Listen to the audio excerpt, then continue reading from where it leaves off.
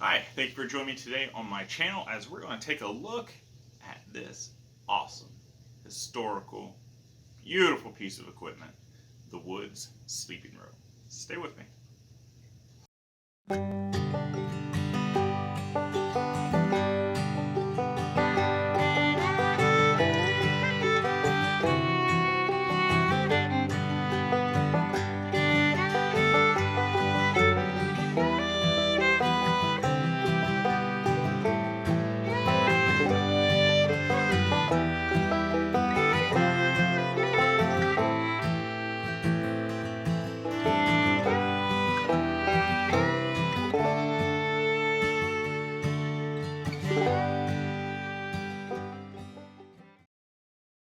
Hi, thank you for joining me today on my channel. Really quick, I want to do a shout out to my patrons on Patreon. If that's something you're interested in, is supporting this channel, we really appreciate it. Go to patreon.com and check out Mr. Dyer's Musings. I have lots of exclusive videos just for my patrons. They also get early access, and they also get a little bit more detail with another video. So if you're interested in that, check it out. Please do. I also want to let you know that I have a website called honorableoutfitters.com, and on that website I write historical articles and I put tons of pictures, not just of my actual artifact, but primary sources that I found. There's a lot of historical journals out there and historical books, and if I see it in those type of sources, I put it on there so you can get more of an in-depth, detailed sense of what these artifacts entailed and why they were important to human history. So there you go, honorableoutfitters.com. I also have a shop, and in that shop I have the videos, and associated with the videos I have my Amazon affiliate links. So if you are interested in either items that are very similar to what I show in the video, or that are pretty much an exact duplicate, like the Scoutmaster's whistle by Acme, it's on there. And I also have my affiliate link to What Price Glory, which is a fantastic distributor of historical equipment. So if you're interested in historical campcraft and woodscraft and bushcraft and stuff like that. So the Woods Company is a Canadian company, and they started making sleeping bags, or sleeping robes is what they call them, in around 1898. Now this one does not date to that period. This one is much newer, and I'll go into that as we talk about it and show it.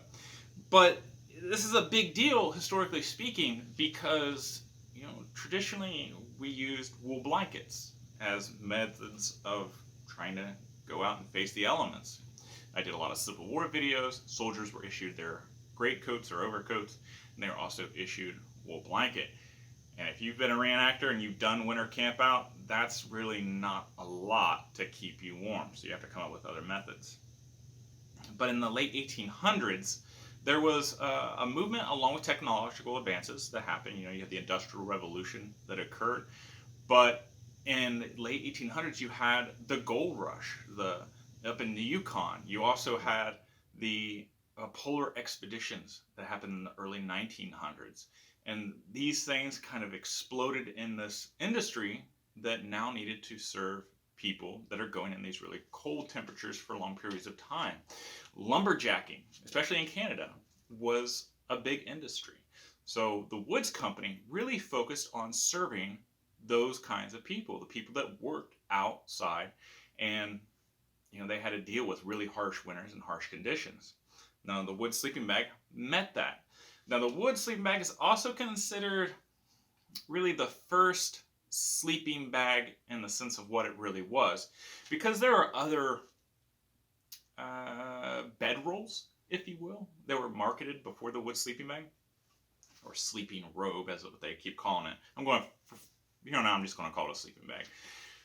But what the Woods Company did is they created a method of securing the sides together, which are generally by ties, and then later on snaps, and then later on the zippers. But they also was more than just blankets. They started stuffing the inside with material to help insulate. Now this bag weighs about 16 pounds. Okay, that's pretty heavy. You're not going to carry that on your backpack any real distance, right? but it's most of the weight is from down, or the really fine feathers of ducks. Now, they called it eider down from the eider down, eider goose, the eider duck. But most of those bags, they didn't have enough ducks to get that down, so they used goose feathers and other methods. But it was really, really warm. Okay, the bottom line, it was really warm. Much warmer than the wool blankets that were the standard of the time. And there's a lot of other features to this that make it really nice, even in comparison to our modern sleeping bags. I took this out a couple weeks ago when the temperatures here in Ohio got to -4. My boy and I, we went outside and we were going to test it out. We're going to see how well this bag did to the modern bag. He had a 0-degree rated sleeping bag. I had this. Now, when I tested this out, I just had my pair of long johns on. I didn't even have socks because I really wanted to see how well this bag would do to serve my needs in a really cold situation. When it got down to -4, I wasn't terribly comfortable. I wasn't freezing, but I wasn't terribly comfortable. I wasn't able to get to sleep. But when I put on wool socks, when I put on my wool coat, my Woolrich coat, in another video, and then buried down in this, I was much more comfortable. And I also had my stocking cap. So in -4 degrees, I slept okay in this, but not great. I think the sleeping bag's temperature really kind of bottoms out right around 20 degrees to 10 degrees. But once you start hitting 0 and below, you really need to start adding on other things, maybe even another blanket layer inside. You don't want to put it on top because it is down and you want that down to breathe. And as we lay this out and we talk about the different properties of it, I think that'll make clear and make more sense to you. All right, so let's take a look at this thing. Before we do, so far, if you found this information useful, if you like this stuff, then please go ahead and do me a favor and click like.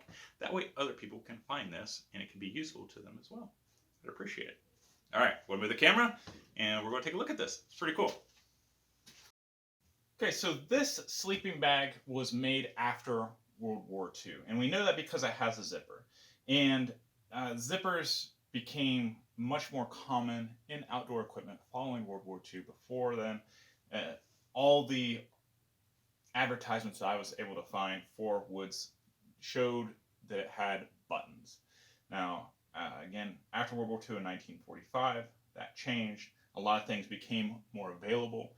In fact, Woods, after World War I, was talking about how difficult it was to find materials needed to fill their orders because they were serving the military. They were serving the government and providing materials to them. Same thing after World War II. It took a little while for everybody to kind of get back to normal, but the zippers were found after World War II. So if you have one of these and you have a zipper, then you have at least a starting point of where when it might have been made. Okay. Now it's 90 inches by 90 inches. It has a stamp here. It's a 3-star. Now 3-star tells you basically what it's rated down to. They also made a 5-star. The 5-star is what was really popular for the Arctic expeditions. Hemingway actually wrote in his book about his Woods Arctic sleeping bag, and For Whom the Bell Tolls. And there's even a kind of a lusty scene in there about him using the sleeping bag. But he went on and on about it. And in the for a long time, this would have been a really expensive bag. When Hemingway bought his, it was like $65, which would have been right around $1,000+ in today's currency. So they were really high end, they were really expensive. But if you were an outdoorsman or an outdoor explorer, then this was the Cadillac. This is what you wanted to get. Okay, so one thing you might notice right off the bat is it has kind of like a duffel system. These aren't the original ropes. They didn't have the rope when I purchased this one. You just untie it, tie a miller's knot. It has the 2 brass eyelets that you see here. and we'll go ahead and take it out. Now these bags were designed to be used even without a tent. So the construction is going to be a heavy, well, it's not a super heavy canvas, but a tight weaved canvas.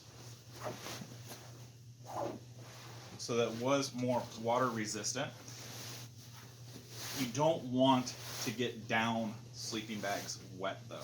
So if it soaks through, it can be really difficult to get those feathers evenly dry so that they can use all their properties. It has the two buckles.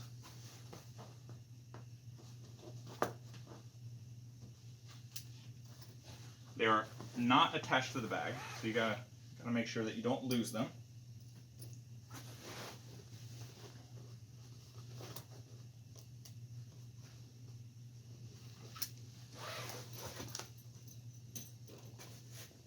And for length, you can see it's about as wide as my arm. So it's a big boy, or big girl, whatever you want to call it.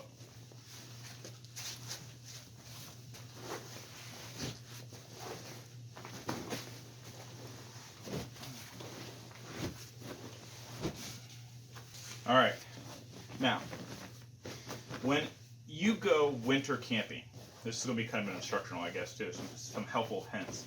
When you go winter camping and you get ready to go down for the night, you want to make sure that your sleeping bag is kind of fluffed up. Redistribute the inner material, because the air pockets is what actually holds the heat in. Remember, heat radiates outside your body and heat rises, so keeping those principles in thought, you're going to compact the bottom part. So you want to have an insulating layer between you and the ground, like the ground cloth, like a rubber mat or something like that. But as far as the top, you want to make sure it's nice and airy. So if you put in an extra layer, like a blanket, to help you out a little bit, you don't want to put it on top because you don't want the weight to push down on the down. If it's inside, and this is nice and airy, it'll help you stay much warmer throughout the night.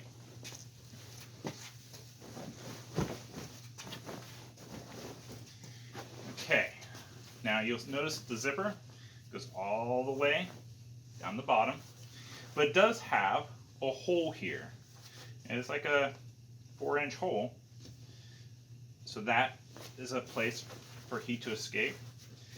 This side here is much better. It does not have the hole, it's actually closed off. So what I did is I took an extra pair of wool socks and I stuffed them in there to try to keep more cold air from not escaping.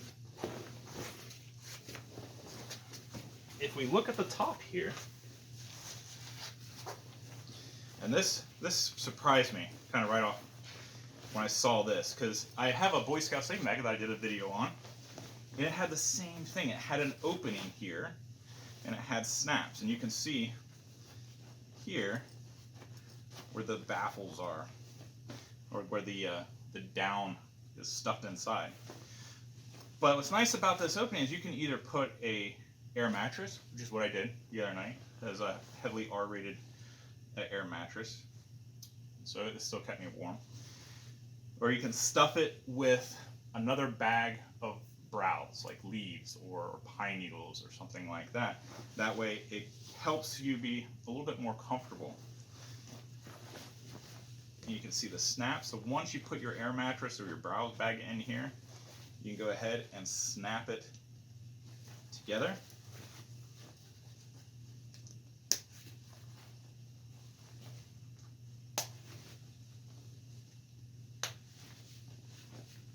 Like so, like so. Okay. Next you'll notice is it has a drawstring and it has this wool flap. Now this is a kersey wool. It's amazingly comfortable. It's not itchy at all. It's not uncomfortable at all. You could just bundle yourself up in this and it feels like a dream.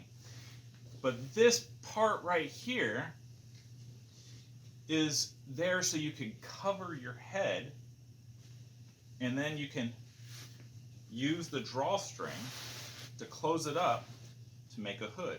So you would back up into this part of the sleeping bag, which is not open. This is not the zipper side right here. This towards the camera is the zipper side.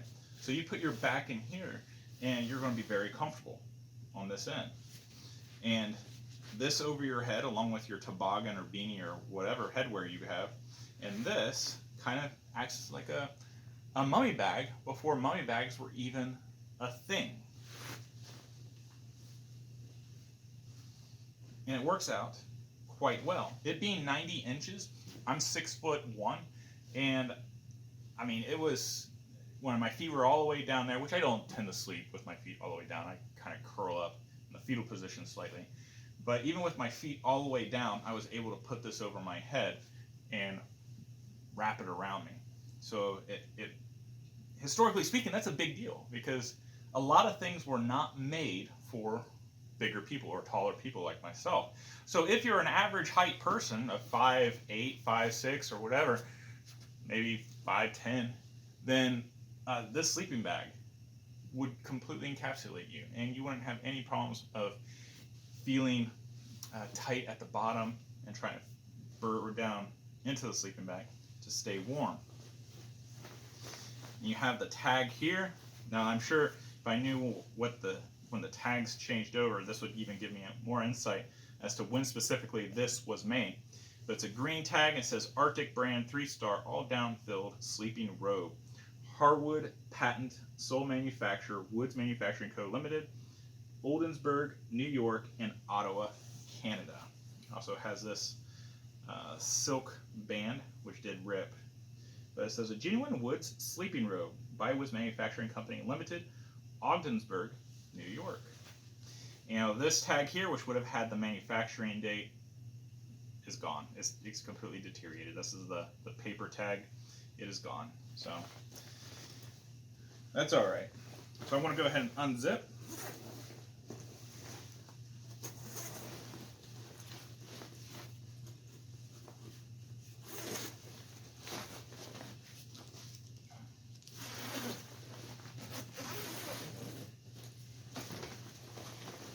Open it up.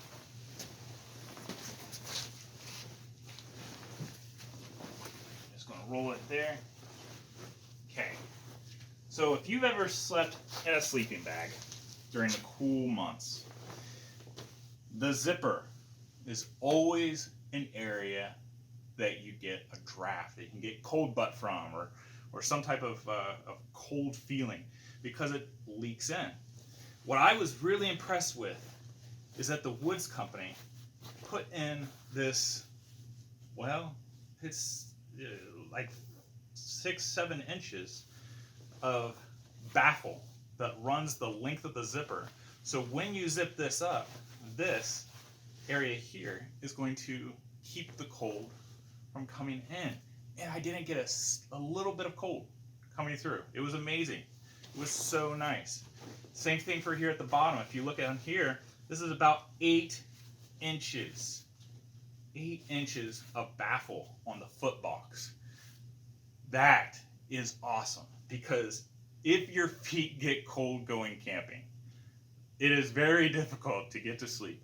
And it's very difficult for you to be able to heat up enough and feel comfortable. You lose so much heat from your feet and from your head.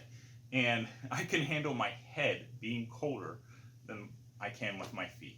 It's strange, but when I have cold feet, it makes it a really, really rough night. So it has this awesome foot box. And again, like I said, I'm 6'1", and when I was sleeping with my feet pointed straight up or my feet pointed to the side, I didn't have any draft coming from the zipper. It was awesome. It was so nice. And we can see here where the opening is. Now the opening does cover where the baffle is, but I did feel some coldness coming from that area until I put the socks to plug it up. So that's just a suggestion or hint. If you have one of these, you do that and you'll be all right. But you can kind of see where that is sewn together.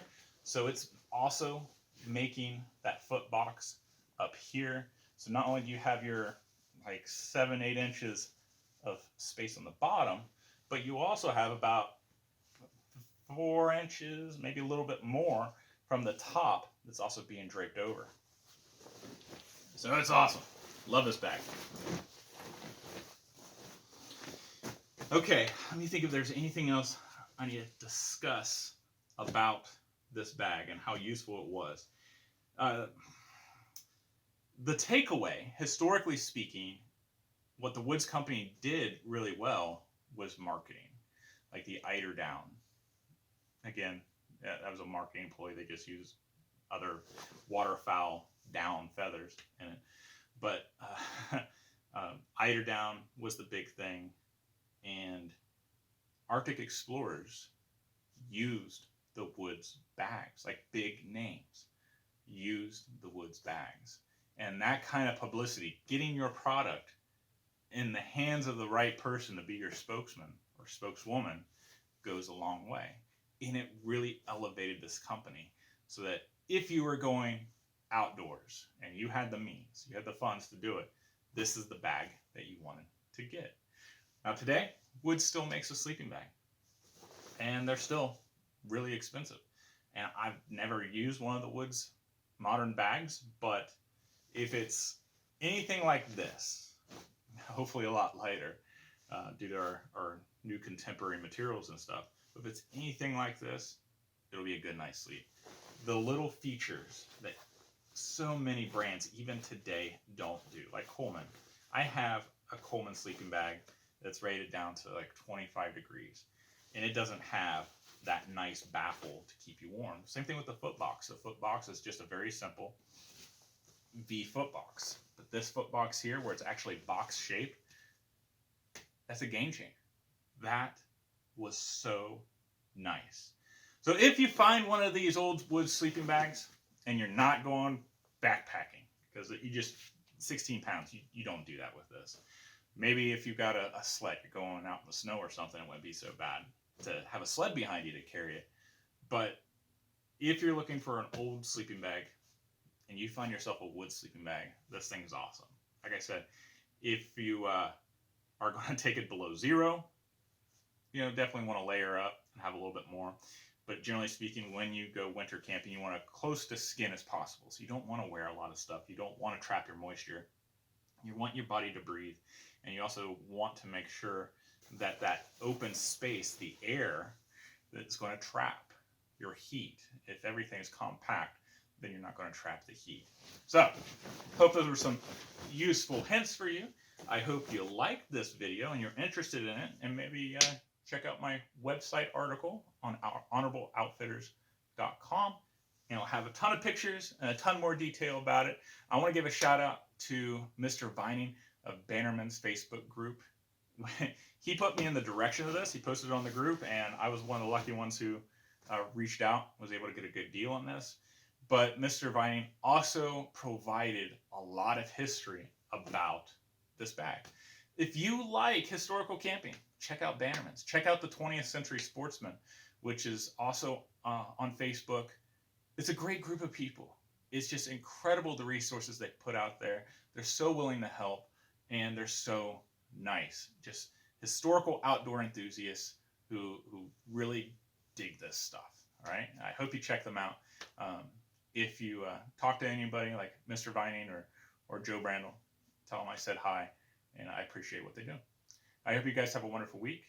Give a kiss and hug to your loved ones, and I'll see you next week. Take care.